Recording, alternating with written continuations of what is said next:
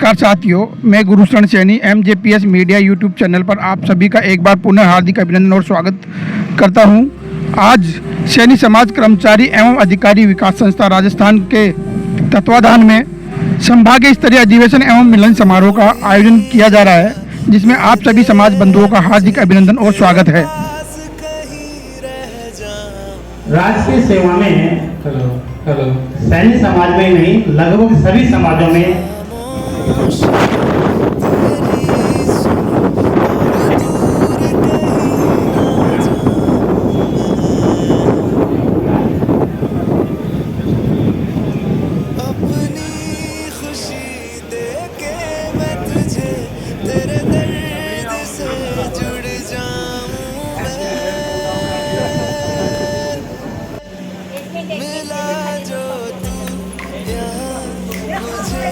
देखिए शाम को एक बार शाम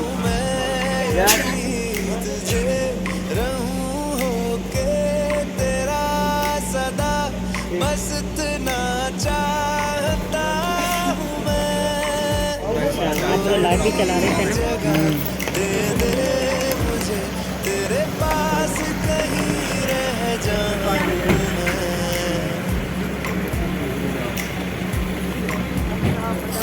खामोशियाँ तेरी सुनो और दूर कहीं ना जाऊँ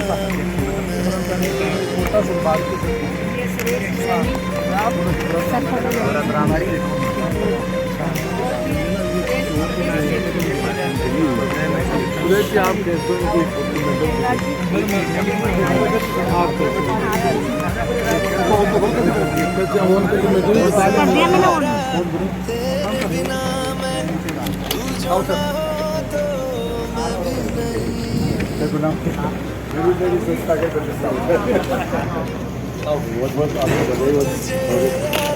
जितनी दफा मैं तुझ पे जुदा होके तेरी रूह से जुड़ जाऊं मिला जो तू यहाँ मुझे मिला हूँ मैं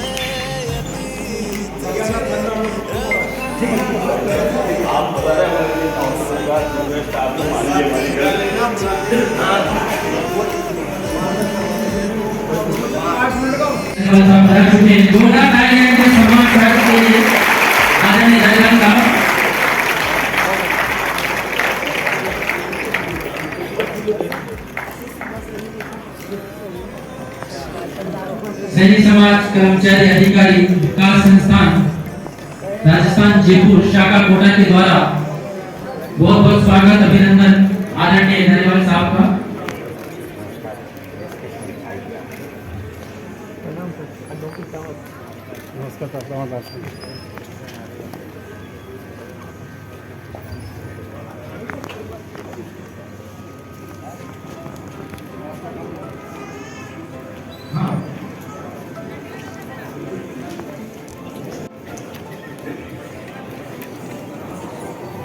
यमुना जी तो कारी कारी राधा गोरी गोरी। तो मैं कह रहा था कि भगवान को ट्रांसलेट में एक बीच में आता कारी कारी राधा गोरी भगवान को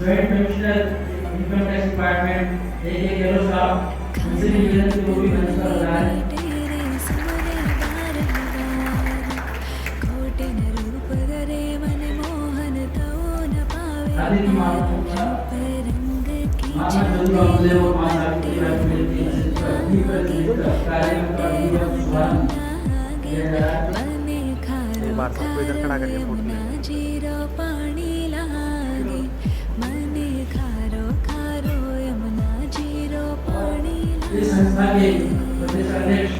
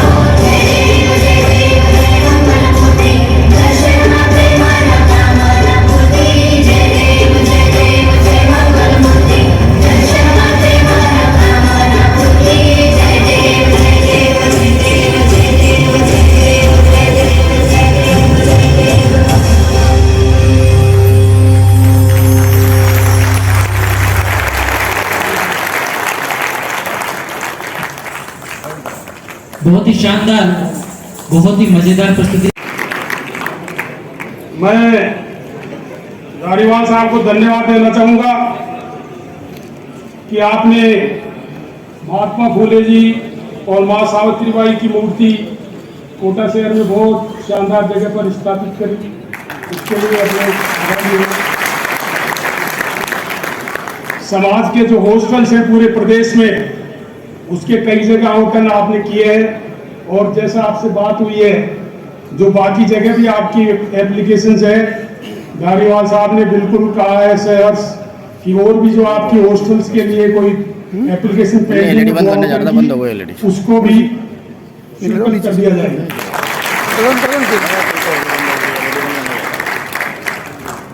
मैं चूंकि ये आज हमें अवसर मिला है धारीवाल साहब के यहाँ उनकी जो गरिमामय उपस्थिति है उसका मैं फायदा उठाते हुए मैं एक दो बात पूरे प्रदेश के लिए समाज के बारे में भी कहना चाहूंगा। आदरणीय धारीवाल साहब, मैं आपका ध्यान दिलाना चाहूंगा, समाज ने आरक्षण के लिए आंदोलन किया और नेशनल हाईवे के ऊपर बैठे जाते हैं। ये जो इसका जो जेनेसिस है, मैं इस बात को धारीवाल साहब के सम्मुख इसलिए रख रहा हूं कि आपका एक सोच है ओरिजिनल। धारीवाल साहब कभी इनके सीमाएं नहीं है सोचने की। जितना क्रिएटिव मैंने इनको देखा है कि अफसरों कोई दूसरा कोई भी सोच सकता है, ऑफिसर्स के भी जो आइडिया वो भी खत्म हो जाते हैं, तब इनके आइडिया शुरू होते हैं। इसलिए मैं, क्योंकि इसमें एक राजनीतिक दखल की जरूरत है कि जो आरक्षण का प्रावधान भारत के संविधान में बाबा साहब अम्बेडकर के प्रयासों से और पुराने जो हमारे लोग थे महात्मा फूले साहू जी महाराज, उनके प्रयासों से हुआ, उसकी जो दिशा है उसको बदलने की जरूरत है। आदरणीय, आप पाएंगे कि जो आरक्षण की गंगा है वो अभी शिव जी की जटाओं में ही लटकी हुई है। जो आरक्षण की गंगा के लिए आप भागीरथ बन सकते हैं और ऐसा सुझाव, ऐसा राजस्थान में एक क्रांतिकारी कदम आप उठा सकते हैं कि आने वाला पीढ़ियां, आने वाला पूरा जो वंचित वर्ग है वो आपको याद रखेगा। ये इसलिए मैं कह रहा हूं कि जैसे ओबीसी का आरक्षण है, ओबीसी के आरक्षण की बस जोधपुर से, कचरा साहब आपके जोधपुर से आरक्षण की बस चली। धारीवाल साहब, मंत्री महोदय, आरक्षण की जो बस है वो जोधपुर से रवाना होके बीकानेर होते हुए चूरू, झुंझुनू, नागौर होते हुए और सीकर होते हुए जयपुर पहुंची। अब उसमें जो है वो बीच के अंदर जो है लोग जैसे चौमू में खड़े हैं भाई, तो उनके बस पूछ रही है कि यार हम तो लटक जाएंगे। कि नहीं, ये तो बस की सीटें तो झुंझुनू तक ही भर गई, सीकर वाले बाहर लटक रहे हैं। और जो हाड़ौती वाले हैं ओबीसी वाले, उन्होंने तो सुना है कि ओबीसी की कोई बस चल रही है। हाड़ौती में तो ओबीसी का कोई फायदा ही नहीं है। उन्होंने तो सुना है कि कोई बस है वो जोधपुर से जयपुर चलती है। इसीलिए जो है हमारे गुर्जर भाइयों ने रोडवेज से अलग बस चलवा ली अपनी एमबीसी, भाई उसमें सीट नहीं है। इसी तरह से मैं आपको निवेदन करूंगा, एससी एसटी के भी हमारे जो भाई हैं वो भी पीड़ित हैं। आज आप देखोगे कि उसके घर के सामने, एक के घर के सामने लिखा आईएएस आईपीएस, एक ही घर में सब बने जा रहे हैं। आज सामाजिक न्याय का कब सोचेंगे अपने? इसकी गंगा को गरीब तक कब पहुंचेगी, अंतिम व्यक्ति तक? तो इसके लिए हमें सोचना पड़ेगा कि इसका फायदा जो लोग वंचित हैं उन तक पहुंचे, और इसके लिए प्रावधान भी है। सुप्रीम कोर्ट ने कहा है कि हर 10 साल में इसका ओबीसी की जो लिस्ट है उसका जो है सरकार को उसको देखना चाहिए, उसका जो है समीक्षा करनी चाहिए। जो ज्यादा जिन्होंने फायदा ले लिया उनको बाहर करना चाहिए, जिन्होंने नहीं, कुछ नहीं मिला है। 93 जातियां राजस्थान में ओबीसी की, उनमें 53 को तो जीरो, कुछ नहीं मिला। तो मैं आप चूंकि विराज रहे हैं और आप एक, मैं कहता हूं राजनीतिज्ञ नहीं है, धारीवाल साहब को मैंने हमेशा ये माना कि आप एक चिंतक है, दार्शनिक भी हैं। इसलिए आपने देखा होगा कि विधानसभा में भी किसी कई मंचों पर जो बात आप सामान्य रूप से एक राजनीतिज्ञ से नहीं करोगे वो भी आप लोग कहते हैं। तो मैं अपनी बात यहीं पे समाप्त करता हूं। और जो हमारा संगठन है, अधिकारी कर्मचारी अभी 4 जिलों से यहाँ पर आए हैं, हाड़ौती से, बाकी के प्रतिनिधि भी है। 33 जिलों में हमारी कार्यकारिणी है और मैं ये निवेदन करना चाहूँगा कि आगे हमारी योजना ये है कि 10,000 ग्राम पंचायतों में और होना नहीं चाहिए, लेकिन है अभी तक। तो वहाँ भी आप जैसे पढ़े लिखे लोग हैं, जिनको ज्ञान हो गया है, उनकी ये जिम्मेदारी बनती है कि बाकी समाज के लोगों को भी अपने साथ में लें और उनकी सुख दुख में उनकी सहायता करें। और एक बात और मैं बताऊं कि बहुत से लोगों के दिमाग में ये शंका रहती है कि भाई मैं तो सरकारी नौकरी में हूँ, मैं कुछ काम करूंगा तो कल को मेरे अगेंस्ट में कोई कार्रवाई नहीं हो जाए। तो मेरे नौजवान भाइयों बहनों, मैं आपको बता दूं, कोटा वालों ने तो मेरे को देखा 11 साल तक, मैं तो उस मेरे डिपार्टमेंट की टॉप पोस्ट पे था। मैंने समाज का हर कार्यक्रम पहले दिन से लेकर के आखिरी दिन तक किया। अब तो खैर मैं रिटायर हो गया और मेरे को रत्ती में डर किसी चीज़ का नहीं था। हालांकि कई लोगों ने विरोध किया था, तो कुछ 2 बड़े नेता उन्होंने एक बार विरोध किया था। मैंने कहा भाई लोगों मुझे ये बता दो नेताजी कि मैंने क्या किया है। मैंने आपके ने बीजेपी की कार्यवाही कराई, मीटिंग कराई, ने कांग्रेस की कराई, मैंने सिर्फ मेरे समाज की काम किए। मैं कोशिश कर रहा हूँ अपने समाज को खड़ा करने की, वो मेरा अधिकार है, मेरी ड्यूटी भी है। और इसके लिए आपको पसंद नहीं तो आपकी जो मर्जी आओ कर लेना। वो दिन था मेरा रिटायरमेंट का दिन था, कोई नेता कुछ नहीं बोला। तो आपका अगर आप समाज के हित में कुछ करते हो, चाहे बैठो मीटिंग करो, मदद करो, कोई आपका कुछ नहीं बिगाड़ सकता। और फिर भी अगर किसी को गलत तरीके से परेशान करता है तो पहला कदम तो ये है कि आप सब लोग मिलके, कोई अकेला नहीं जाए, 100-50 आदमी इकट्ठे होकर जाए समाज सदस्य, असर होगा। और उसके अंदर जहाँ कहीं जरूरत हो, फिर हम लोग हैं ही अभी तक तो इस धरती में मौजूद आप लोगों की सहायता करने के लिए। ध्यान में ये अधिवेशन और स्नेह सम्मेलन आज जो आयोजित किया गया है, मैं आयोजित कर्ताओं को अपनी तरफ से बहुत बहुत धन्यवाद देता हूँ, बहुत बहुत धन्यवाद। और धन्यवाद इसलिए देता हूँ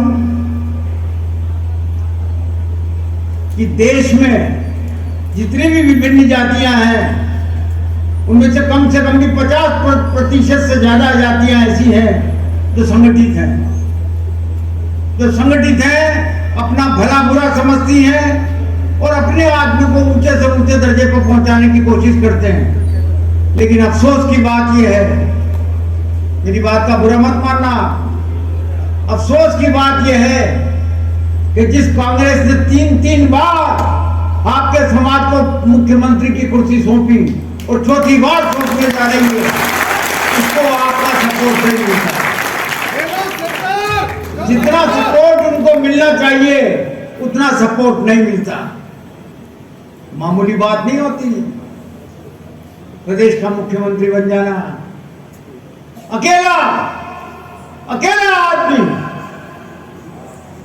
आपकी जाति का नाम लेकर के जो है आज अड़ा हुआ है और दोबारा रिपीट करने का पूरे चांसेस आज नजर आ रहे हैं।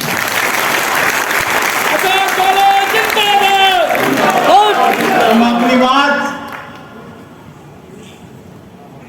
जिस संदर्भ में मैंने बात कही है वो तो खत्म करता हूं और आशा करता हूं कि आप आने वाले समय में भी अशोक गहलोत के हाथ मजबूत करके अपना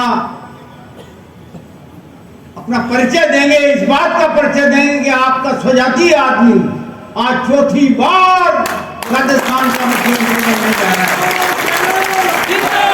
गर्व की बात है, गर्व की बात है, पूरे समाज के लिए गर्व की बात है। तो आज के इस अधिवेशन में मुख्य संरक्षक डॉक्टर ओपी सैनी साहब जो हमारे IAS अधिकारी रह चुके हैं, AK गहलोत साहब, Suresh ji, RPF doctor GN Sharma साहब जो प्रिंसिपल रह चुके हैं अमर मेडिकल कॉलेज के, और न्यायाधिपति आदरणीय देवेंद्र जी साहब कछवा, चेयरमैन राज्य उपभोक्ता विवाद श्रीमती सैनी जी जो बाल अधिकार कल्याण समिति की अध्यक्ष है, और सीताजी भाटी जो सदस्य हैं, सीताराम जी साहब पटारा समाज कल्याण बोर्ड के, तथा दमयंती जी, और संस्था के प्रदेश अध्यक्ष सुरेश कुमार जी साहब सैनी रेलवे वाले, और जिला अध्यक्ष कोटा के भरत कुमार जी सैनी, और सभी जो है सैनी समाज के सभी जो लोग यहाँ पर उपस्थित हैं, मैं उन सबको संबोधित कर रहा हूँ, बहनों को भी संबोधित कर रहा हूँ।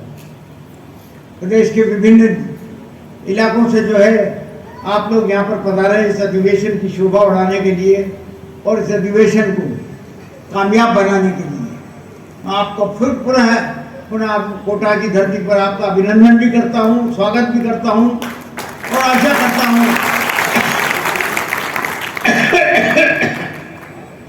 आशा करता हूँ कि जो कुछ मैंने आपसे निवेदन किया है जरा उस पर गौर करेंगे। भाइयों, ये समाज के जागरूक लोगों का कर्तव्य होता है कि वो पूरे समाज को एक सूत्र में बांधे और पारस्परिक सामंजस्य बढ़ाने के लिए और आधारभूत अधिकारों की जागरूकता के लिए वो जो है अपने समाज को जागरूक करें, जागरूकता लाने का प्रयत्न करें। क्योंकि समाज के लोग कई बार अनावश्यक रूप से पीड़ित होते हैं। जब पीड़ित होते हैं तो उनको किसी न किसी की आत्म की जरूरत होती है। तो समाज अगर खड़ा रहता है उसके साथ तो उसमें हिम्मत रहती है और वो आगे बढ़ता है।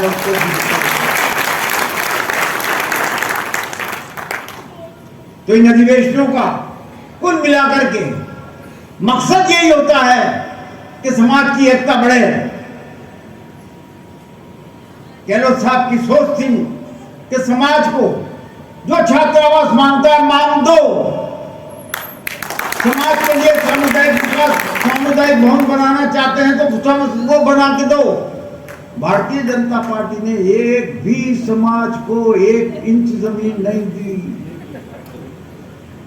और दी हो तो मेहरबानी करके खड़े होकर के मुझे टोक देना। ये गहलोत साहब की सोच थी। आज हमने कोटा में करीब 250 समाजों को जमीनें दी।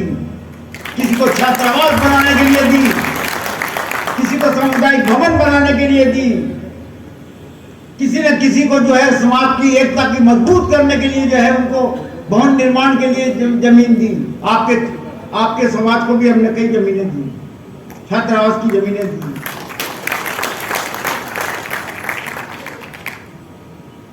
तो मेरा आपसे यही निवेदन है कि जो आदमी इतनी बड़ी सोच रखता है उसके हाथ मजबूत करने का वक्त आ गया। अगर आप उनके हाथ मजबूत करते हो तो पूरा समाज मजबूत होता है, समाज प्रतिष्ठित होता है। दिल से अशोक गहलोत फिर से अब की बार, चौथी बार अशोक गहलोत सरकार, चौथी बार अशोक गहलोत सरकार। समाज के गरीब असहाय परिवार, वृद्ध बालक शिक्षा में आगे आना चाहते हैं, कौन मदद करेगा उनकी? कौन आएगा उनके आगे, उनको आगे ले जाने के लिए?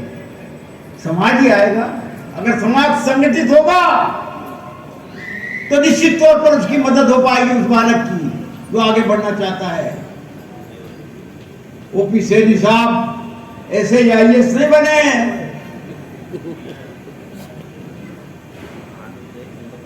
चाहे परिवार का आशीर्वाद रहा हो, चाहे और किसी का आशीर्वाद रहा हो, तभी जाकर के इतने बड़े पद पे पहुंचते हैं। हमारे न्यायाधीश कछवा साहब ऐसे ही हाईकोर्ट के जज नहीं बन जाते। तो मेरा आपसे निवेदन यही है, जो आगे आना चाहते हैं, जो समाज को रोशन करना चाहते हैं, समाज को प्रतिष्ठित करना चाहते हैं, समाज का उत्थान चाहते हैं, उनकी पीठ थपथपाइए, उनकी पीठ थपथपाइए।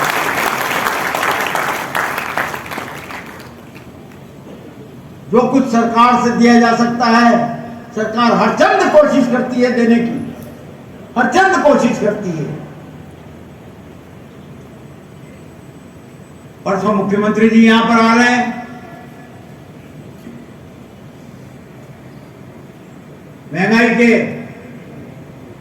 महंगाई से राहत देने के जो शिविर चल रहे हैं उनका अवलोकन भी करेंगे, और गुमानपुरा में जो इंदिरा जी की मूर्ति लगी है उसका अनावरण भी करेंगे। महात्मा फूले की मूर्ति भी तैयार है, जिन्होंने विकास में अच्छा बनाई है, लेकिन उसका पूरा काम अभी नहीं हुआ, 15 रोज की देरी है। तो मैंने कहा साहब उसका भी कर दो। उन्होंने कहा नहीं, एक रोज में 2 मूर्तियों का अनावरण नहीं करते। तो अभी जब रिवर फ्रंट के उद्घाटन पे आएंगे तो उस वक्त महात्मा फूले के नाम पर जो चौराहा हमने बनाया है, बन रहा है, वहां पर शानदार मूर्ति जो है महात्मा फूले की लगाई गई है। खुद मुख्यमंत्री जी ही करेंगे। आप सबको आज ही निमंत्रण देता हूं कि सबसे ज्यादा उपस्थिति आप लोगों की वहां पर होनी चाहिए।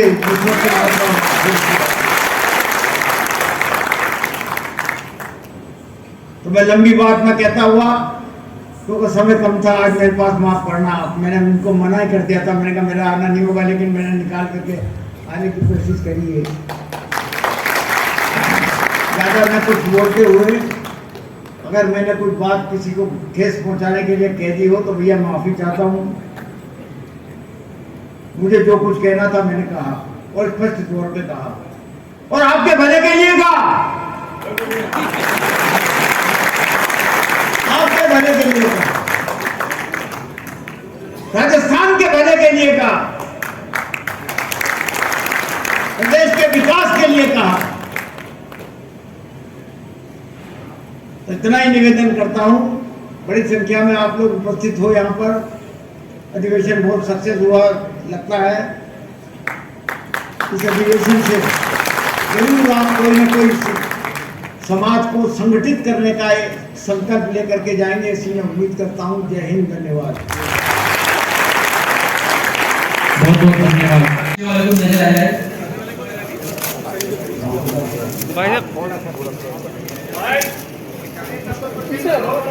कार्यवाह महोदय के द्वारा स्मारिका का विमोचन किया जा रहा है।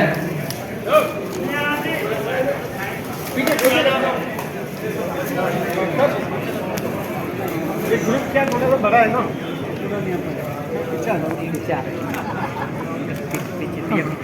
स्मारिका में अपने माली समाज के जो भी प्रतिष्ठान हैं, चाहे वो कोचिंग हो, चाहे प्रॉपर्टी डीलिंग के काम करते हैं, उनका भी हमने